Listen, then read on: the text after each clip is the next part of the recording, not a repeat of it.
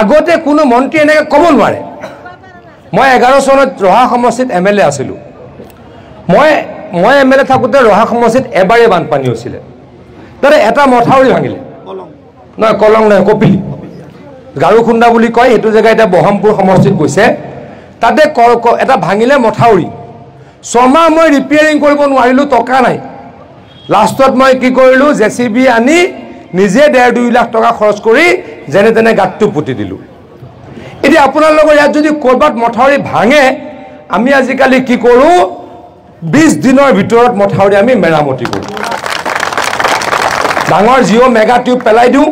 পানীত ভৰাই দিওঁ তাতে বালি সুমুৱাই দিওঁ মেচিন দি লগত লগত তললৈ বহি যায় আৰু বানপানী নহয় আগতে কি হৈছিল যদি এটা কৰবাত যদি ব্ৰিজ হৈছিল মানে মথাউৰি ভাঙিছিল এই যে 5-3 মাহ হেফালে পানী খুমাই গোটেই গাঁওখন ধ্বংস কৰি পেলাইছিল তাৰমানে জুন মাহৰ 15 তাৰিখে এটা ব্ৰিজ চল মানে এটা মথাউৰি ভাঙিল তাৰপিছত আৰু ছেপ্টেম্বৰলৈকে পানী হৈ থাকে হেফালে পানী খুমাই গোটেই অঞ্চলটো ধ্বংস কৰি দিয়ে এতিয়া সেইটো নহয় এতিয়া আমি কি কৰোঁ 20 দিনৰ ভিতৰত এই মথাউৰি মেৰামতি কৰি দিওঁ আৰু গাঁওখনলৈ পানী আহিব নোৱাৰে